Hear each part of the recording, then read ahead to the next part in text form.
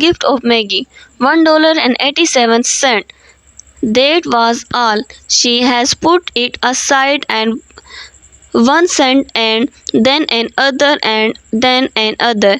It in her careful buying of meat and other food.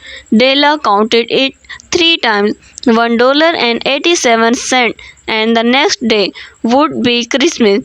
There was nothing to do but fall on the bed and cry. So Della did it. Only $1.87 to buy a gift for Jim. Her Jim. She had had many happy hours planning something nice for him. Something nearly good enough. Something almost worth the honor of belonging to Jim. The James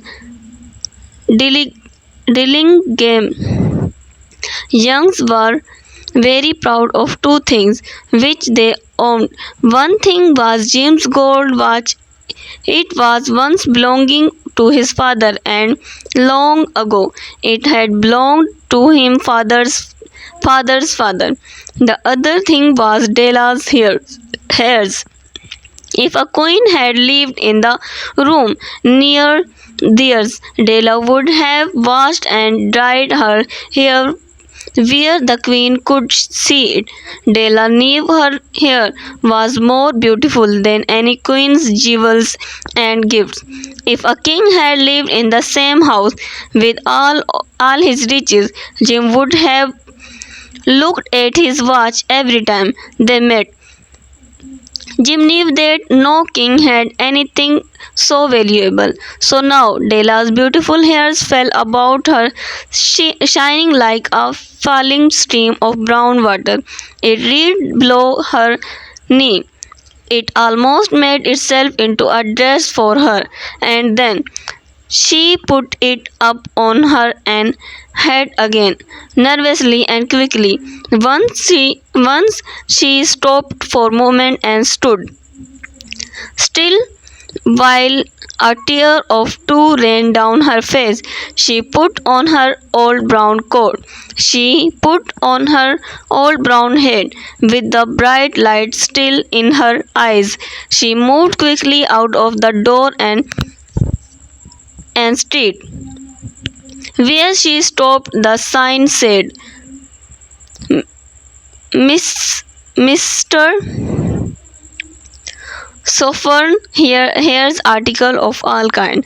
Up the second floor, Della's ran and stopped to get her breath.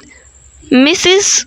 Sophern, a large, white, cold-eyed, looked at her.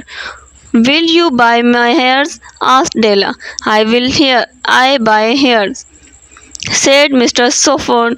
Take your hat off and let me look at it. Down fell the brown waterfall. $20, said Mrs. Sophon, lifting the hairs to feel it weight. Giving it to me, said Della. Oh, and next 2 hours seemed to fly. She was going from one shop to another to find a gift for Jim. She found it at last. It surely had been made for Jim and for no one else. There was no other like it of the shop, and she had looked in every shop in the city. It was a gold watch chain, very simply made. Its value was in the rich and pure material. Because it was so plain and simply, you knew that it was very valuable. All good things are like this. It was good enough for watch. As soon as she saw, she knew that Jim must have it. It was like him, quietness and value. Jim and the chain both had quietness and value. She paid $21 for it, and she hurried home with the chain and 87 cents. With that chain on his watch, Jim could look at his watch and learn the time anywhere he might be.